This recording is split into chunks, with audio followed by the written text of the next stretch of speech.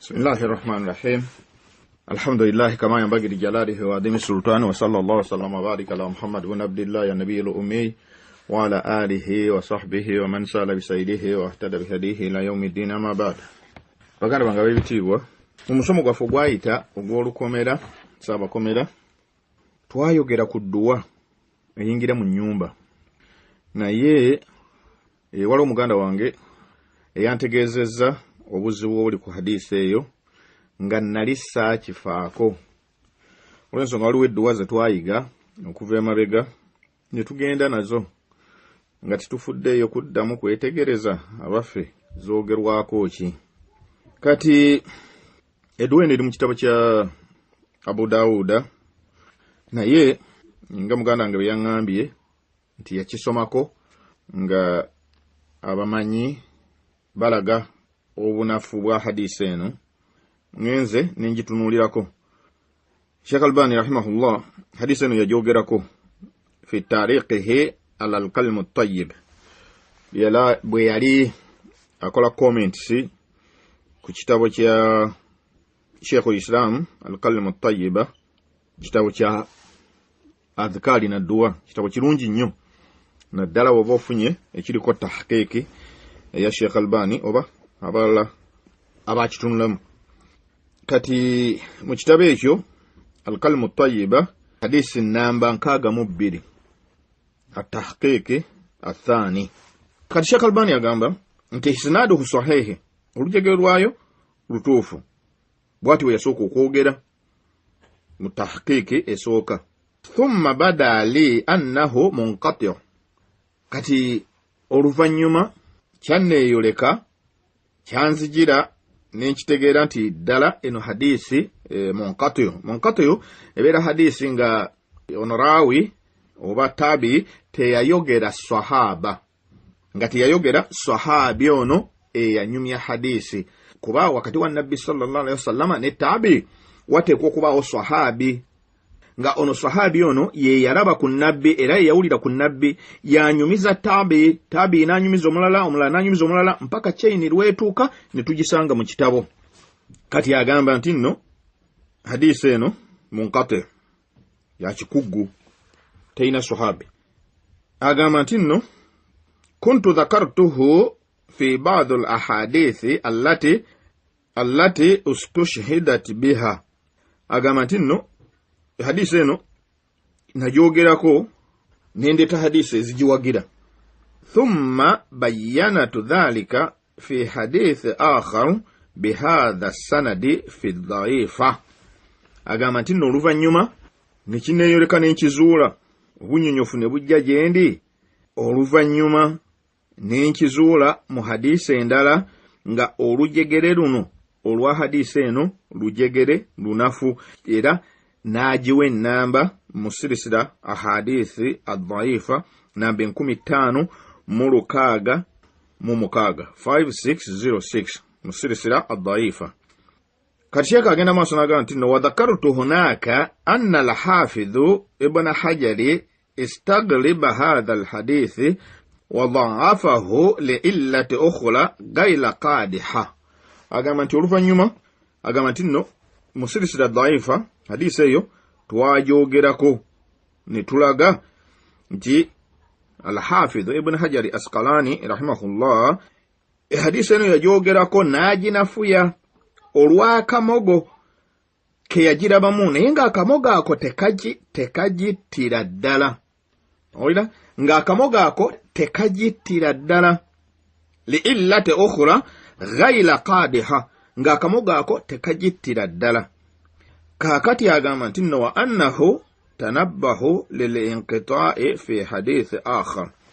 Olyawo nga yajogerako mu kifo ekirala ng'alaga obukutufu bwayo. Bwatyo Sheikh Albani bwagamba ku hadisi eyo, n'aginafuya olw'okuba hadisi eri munqati', hadisi ya nkuggu, teyina sahabi. Kati ono Sheikh eyakola sharehe ku Husn Muslimu, bamuyita Majidi buni Abdul Wahhab al-Ahmad Abu Muslim, yaleeta ebigambo bya Sheikh Albani ebyo nga nnyonnyola ensonga eyo. Kati eri waggulu yagamba nti nno صاحب الحديث هو أبو مالك الأشعري. انت صحابي الحديث هو أبو مالك الأشعري. انت كيغامبيبوا انت صحابي مugezi wa hadisi eyo ye Abu Malik al-Ash'ari. Agantino mukhtalifu fi ismihi. Oida bagambye nti Abu Malik al-Ash'ari kuniya balisa kuniya ne nasabu balisa kuniya Abu Malik al-Ash'ari tebalese manyage. Agantino mukhtalifu fi ismihi wabula bayawukana abakugu bayawukana kulinnya ly'omuntu ono kulinnya lya sahabi ono. Keera abamu bagamba nti nno ye Ubaidu, wakeera abalala ne bagamba nti nno Abdullahi, wakeera Amuru abalala ne bagamba nti nno ye Amuru, wakeera abalala ne bagamba nti nno Kaabu bone Kaab, wakeera abalala ne bagamba nti nno Amiri bone la Harithi radiyallahu anhu. Ndowooza olaba akavuyo we kava. Erinnya ly'ettuufu bayawukanamu awo tekimanyiddwa erinnya ly'ettuufu lyeriruwa. Kati abakugu ba hadisi ebyo nabo babigattagatta ne bagamba nti nno hadisi nafu. Nolwekyo baganda bange njagadde mbategeeza ensonga eyo kuba nabagamba edduwa eyo mu musomo gwaffe gwayita era ne mbakubiriza okubanga tugisoma naye twesanze nga hadisi eriko obuzibu. Nze njitadde nolwekyo gwe kiri gy'oli oba ogita oba ogenda nayo naye nze nkubuulidde obuzibu obugirimu okusinziira ku bakugu banna hadisi. Barakallahu fiikum wa jazakumullahu khairan. Kaakati tukole tutya? Omulyango muggule oba muggale? Tusoma ki? Kati bena tunuddeko mu as-sahihu al-mustakhraja fi ahadithi al-adwiyati wal-adhkar wa fadail al-Qur'ani nga ekitabo kino kyawandiikibwa Ali ibn Hasani ibn Abdul Muhammad, kyawandiikibwa Ali ibn Hasani ibn Abdul Hamidi al-Halabi al-Athari ngono muyizi wa Sheikh Albani nga yakijja min al-muallafati al-Imam al-Allama Muhammad Nasiruddin al-Albani rahimahullah. Kati ekitabo kino kirungi, ono muyizi wa Sheikh yagenda mu bitabo bya Sheikh Albani n'atandika okgenda nga anokolamu ahadisi ezikwatagana ku adhikari n'edduwa n'obukulu bw'okusoma Qur'an. Zonna n'aziteeka mu kitabo kimu. Kitabo kirungi nnyo. Kati fi dukhulil manzila, kati yali ayogera ku kuyingira mu nnyumba. Okomyewo oyingidde mu nnyumba, yaleeta hadisi yaffe gye twalaba ku mulundi guli eya Jabir bin Abdillahi radiyallahu anhuma. Yagamba nti sami'tu an-nabiyya sallallahu alayhi wasallam yaqulu, nawulira nabbi sallallahu alayhi wasallam nga agamba ti idha dakhala al-rajulu baytahu, omusajja bw'ayingira mu nnyumba ye, fadhakara Allah ta'ala, najjukira Allah subhanahu wa ta'ala, inda dukhulihi wa inda ta'amihi, mu kiseera wayingiridde ne mu kiseera wagendera okulya emmere amakulu, n'asoma bismillah, n'asoma basmala. Agamba qala shaytan, shaytan yagamba la mabita lakum wala ashaa. Islam yagamba nti leero wano tewali kyakusula era tewali kyakulya. Wa idha dakhala falam yadhkuri llaha ta'ala, omusajja ono bw'ayingira mu nnyumba, falam yadhkuri llaha ta'ala inda dukhulihi, n'atayogera ku linnya lya Allah subhanahu wa ta'ala mu kuyingira, qala shaytan, sitaani yagamba adlaktumul mabita, abaaye egamba ejje lyayo kumufunye aw'okusula olwaleero. Wa idha lam yadhkuri llaha ta'ala inda ta'amihi, ate era omusajja ono bw'atayogera linnya lya Allah subhanahu wa ta'ala mu kiseera waagendera okulya, sitaani yagamba adraktumul mabita wal ashaa. Sitaani yagamba nti abaaye mufunye aw'okusula era mufunye ekyokulya. Twakiraba mu hadisi endala nga nabbi sallallahu alaihi wasallam atugamba nti bw'otandika okulya nga tosomye linnya lya Allah, ne sitaani erya naawe. Sitaani erya naawe. Kansubire nti nno ebyo bitegeerekese. Kye tubadde twagalamu muno nti mu hadisi eno nti bw'oba oyingira mu nnyumba yo olina okusoma basmala. Eyo hadisi kharrajahu Muslim, eri mu kitabo kya Imam Muslim nga yajogera eri ku namba 2218 mu kitabo kya Muslim. Agamba nti nno waqala Anas qala li Rasulullah sallallahu alaihi wasallama, nti Nabbi sallallahu alaihi wasallam yaŋŋamba nti ya bunayya, owaye mwana wange, idha dakhalta ala ahlika, bw'obanga oyingidde mu nnyumba awali abantu bo, fasallimu, tola salaamu. Olwo okuyingira mu nnyumba tola salaamu, yakunu barakatan alaika, egenda kubeera baraka, mukisa gy'oli, wa ala ahli baitika, n'eri abantu bo. Ebeera baraka eno salaamu eno gy'otoola nga wakayingira mu nnyumba bw'oti, ebeera baraka eri ggwe n'eri abantu bo. Hadisi eyo eri mu kitabo kya Tirmidhi nga hadisi hasanun sahihu, nga hadisi nungi era ntuufu.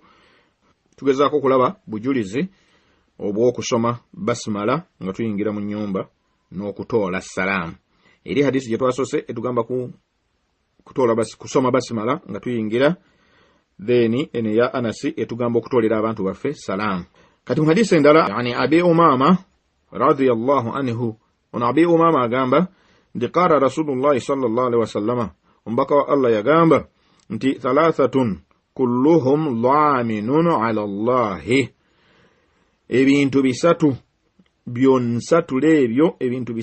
byonna biriko garanti okuva eri Allah subhanahu wa ta'ala. In asha ruziqu wa kufiya, omuntu oyo ebintu ebyo abikola bw'aba awangadde mu nsi agabirirwa riziki era amalirwa. Amakulu Allah subhanahu wa ta'ala amubeererawo, Allah subhanahu wa ta'ala amumalira buli nsonga ze.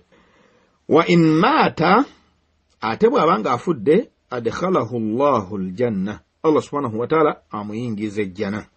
Agamba nti nno mu bintu ebyo ebisatu ebyogerwako, yatuwaako kimu wano, man dakhala baitahu fasallama, omuntu ayingira mu nnyumba ye n'atoola salaamu, fahuwa dhaminun ala Allahi, oyo omuntu oyo aba afunye garanti okuva eri Allah subhanahu wa ta'ala. Tukirabye mu hadisi eri ya Anasi agamba nti nno omuntu ono afuna baraka n'abantu b'omu nnyumba ye bafuna baraka. Zivaawa? Ziva eri Allah subhanahu wa ta'ala. Man dakhala baitahu fasallama, omuntu ayingira mu nnyumba ye n'atoola salaamu, fahuwa dhaminun ala Allahi, abeera afunye garanti, agenda kubanga afuna baraka, agenda kubanga afuna okumalirwa bukuva eri Allah subhanahu wa ta'ala. Ne hadisi endala gye tusembyayo mu mulyango guno, ani Abi Hurairata radiyallahu anhu ani nabiyyi sallallahu alayhi wa sallama qala, ono Abu Huraira radiyallahu anhu anyumya nga ajja ku nabbi sallallahu alayhi wa sallama ng'agamba nti nno, idha kharajta min manzilak, buli lwoba ogenda okufuluma mu nnyumba yo, fasalli rak'ataini yamna'anika min makhraji su'i, buli lwoba ogenda okufuluma mu nnyumba yo, saalayo eraka bbiri, saalayo eraka bbiri. Eraka zino ebbiri zijja kutaasa, zijja kuziyiza okufuluma n'obubi bwonna, zijja kutaasa okufuluma n'obubi bwonna. Tukimanyi bulungi ti sitaani ebeera etwetooloola buli kaseera, kati eraka zino ebbiri zikutangira, zikutaasa okuba nti ojja kufuluma n'obubi bwonna. Wa idha dakhalta ila manzilaka, ate bw'obanga oyingidde mu nnyumba yo, then fasalli rak'ataini, saalayo eraka bbiri. Ovudde gy'ovudde okomyewo awaka, saalayo eraka bbiri, yamna'anika min madkhali su'i, eraka zino ebbiri zijja kutaasa, zijja kuwonya, zijja kuziyiza okuba nga oyingira mu nnyumba yo n'obubi bwonna obuba buvudde ebweru. N'olwekyo ebyo njagadde biidhinillah twegase nabyo ku nsonga eyo ey'edduwa ey'okuyingira mu nnyumba gye nabayigiriza ku mulundi guli, nga bwe mba nnyonnyodde nti nno hadisi nafu, era abakugu bana hadisi batwewaza okuba nga tukolera ku hadisi ennafu. Tusigale ku bino bye twekakasa tusigale ku bino bye twekakasa nabyo bye biruwa nga bwe tulabye nti bw'oba oyingira mu nnyumba yo soma erinnya lya Allah subhanahu wa ta'ala then toolera abantu bo salaamu. Ennyumba ne bwe bankalu nga temulimu bantu ogitoolera salaamu. Jjukira nti mu nnyumba mubeeramu ebitonde bya Allah subhanahu wa ta'ala ebirongoofu bibeera mu nnyumba omwo birya ku mmere yo nga bwe twalaba nti bw'olya ennyama ng'ogisomeddeko mbasibala amagumba ago agagivuddemu Allah subhanahu wa ta'ala zaaka ennyama amajinni amalongoofu ne gagirya. N'olwekyo soma basimala otoolere salaamu. Oba osobodde salayo era aka 2 zijja kutaasa nga bwe tulabye ebibi byonna ebiba bikujjiddeko okuva ebweru Allah subhanahu wa ta'ala ajja bikutaasa ng'ayitira mu laka ezo 2. Barakallahu fikum wa jazakumullahu khairan. Ebyo binjagadde okulongoosa oba okutangaaza ku nsonga y'edduwa ey'okuyingira mu nnyumba. Saba Allah subhanahu wa ta'ala atugase nabyo era ensobi nze gye mba nkoze nga nze Allah subhanahu wa ta'ala mulaajanira abeere ng'aginsonyiwa kuba si kigendeere ate era mulaajanira nammwe aleme okubanga ababuza nayo. Baganda bange Abaisiraamu mbasaba munsonyiwe ensobi gye nakola tiyali ngendeere wabula ebintu bye tusoma oba n'okiwulira omusomesa ng'akisoma n'okitwala olw'obwesigwa bw'oba omuyinamu naye oluvannyuma bwe kyeyoleka obutuufu bwakyo tekirina mutawaana era kyova olaba nti abamanyi bangi osanga awandiisa ekitabo bwaddamu okukola new edition print n'osanga ng'alina byakyusizaamu olw'obujulizi obupya bw'aba afunye n'akyuka n'ava ku kiri kye yaliko n'adda ku kirala. N'olwekyo omuyisiraamu omulungi era omutuufu tolemera ku nsonga okyuka n'obujulizi obubabuze. It doesn't matter otaninze round n'otunula gy'obadde ova kasita obujulizi bujja ne bukulaga nti kino kyoliko kikyamu ekituufu kye kino oyina kugenda n'ekyo ekizze nga kiriko obujulizi obutuufu. Nze nabagamba nti waliwo edduwa gye nsomye okumala emyaka 10 nga ya adhikaari ez'okumakya naye juzi wano bwe ntandika okusomesa adhikaari ez'okumakya n'olweggulo lwenkizuula nti nno hadiisi eyo gye mbadde nsoma edduwa gye mbadde nsoma emirundi yena buli kumakya n'olweggulo hadiisi nfu abamanyi baakola ki bagigaana olubufu bwayo. Era ne mbagamba nti waliwo omumanyi gwe bayita Al-Bayhaqi bwe mbaserabidde ndoza Al-Bayhaqi rahimahullah oyo munna hadiisi yagamba nti yasoma edduwa okumala emyaka 3 oluvannyuma n'akizuula nti edduwa eyo gy'asomye okumala emyaka 3 hadiisi yaayo nfu. Can you imagine?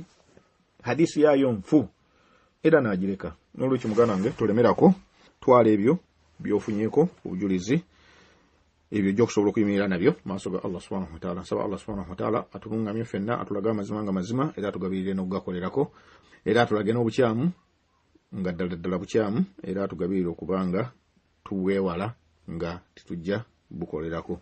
Barakallahu fiikum wa jazakumullahu khaira. Ezo z'ensonga zenjagadde okulongosaamu. Wa sallallahu sayyidina Muhammad wa ala alihi wa sahbihi wa sallam walhamdulillahi rabbil alamin. Subhanakallahumma wa bihamdika ashhadu an la ilaha illa anta astaghfiruka wa atubu ilaik.